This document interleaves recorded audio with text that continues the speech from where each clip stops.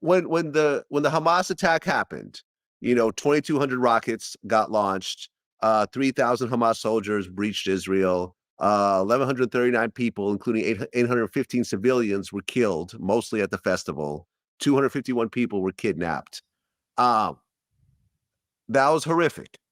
The response from Israel and the number of civilians that were killed in Gaza and so forth, I felt was horrific as well. I felt that it was extremely heavy-handed, and it didn't need to happen in that fashion. I feel that there's fault on both sides. Human shields. You understand the concept, right? These are I not understand, armies but battling. And now watch his response. Watch how he literally destroys this leftist Jewish argument. You have to work around those human shields to a certain degree because you are killing those humans who have nothing to do with the conflict. Except that they are cheering in the streets when 7 and 18-year-old girls with their legs twisted backwards, blood pouring out of their vaginas, are being brought in pickup trucks. They're fucking spitting on them and cheering like, so there is a question as to, at the same time, there are videos of Gazans saying, free us from Hamas, get us out of here. So it is a question. I haven't been to Gaza. I don't really know what the people of Gaza feel, but I see some shit, you have to kind of judge to some extent, But it's just like a serious thing. So let me ask you a personal question, right? I don't know if you have a family. Let's say you live in New York City, right? In New Jersey, there's a group of fucking maniacs that want you dead. They come into your house on Saturday morning when you're unarmed. They shoot your fucking wife in front of your head. They put your babies in an oven and make you watch them while they burn in an oven. Then they take you back to a tunnel where they keep you for 300 days and shoot you in the head, right? Let me ask you, if this happens to you, what are you going to do? You're going to go to fucking Jersey and look for your family if they're held hostage, and you're going to do whatever the fuck you have to do.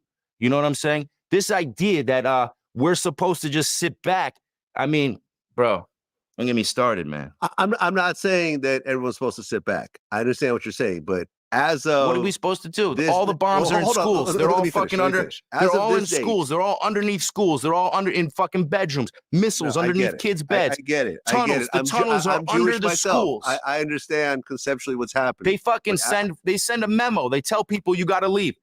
At the very least, they send a memo. They fucking drop shit from the sky. Fucking leaflets. They tell people, get the fuck out of here. We're going in. We're gonna find these tunnels. We're looking for our fucking hostages, innocent civilians that you fucking broke down the wall and brought back to your fucking place. You think they didn't have this in mind?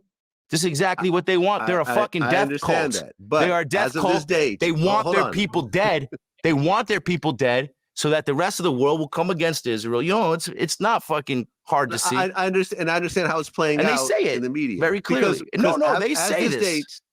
On this date, 43,000 people have been killed. 41,000 Palestinians and about 1,700 Israelis. Those numbers is what people have a problem with. I don't have a problem with those numbers. You don't have a problem with 41,000 Palestinians. You wouldn't have a problem with it if it was your fucking 2-year-old in the tunnel. Most of which are children, women, civilians, and so forth. Yes, some of those are Hamas, and I understand there's repercussions for being in Hamas. But kids getting killed, I can't co-sign that on a number like that. Nobody's asking you to co-sign it. It's insane. So what do you do? What co-sign? There's no co-sign. What do you do? 30-1. What do you do? Sit back? Just let it keep happening? You don't sit back, but you have to have a plan that's not also killing children and women and people that have nothing to do Okay, so in Hezbollah, they blew up the fucking pagers, right? So they're getting a little bit better. This is not something. They are. I think it's fucking easy. Eric Prince, who's the founder of Blackwater, and we talked about how that even happened.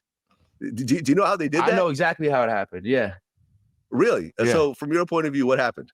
Basically, when they knew they were going to be needing pagers and walkie-talkies and not being on cell phones, they found the company that makes the pagers that they order from. They've created the pagers for that company and put bombs in them. And fucking we're tracking them and we're listening to them the whole time. And it's only that they started to figure it out. That's the reason why they fucking pulled the plug when they did. But they were tracking them for a while on those pages.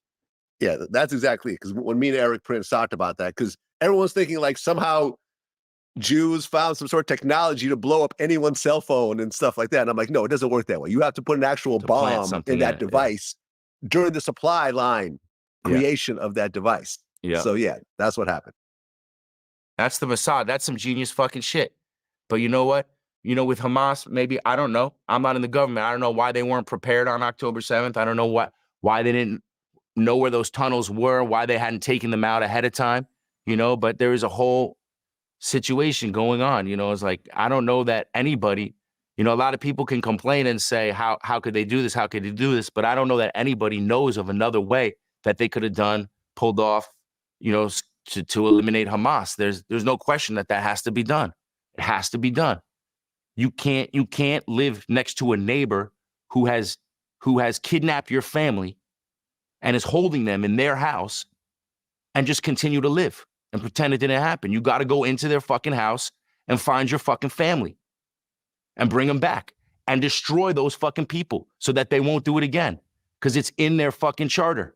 They're going to continue to do it till the end of time. Right. I mean, there's still currently 97. All right, so that was that was his retort against that Jewish leftist.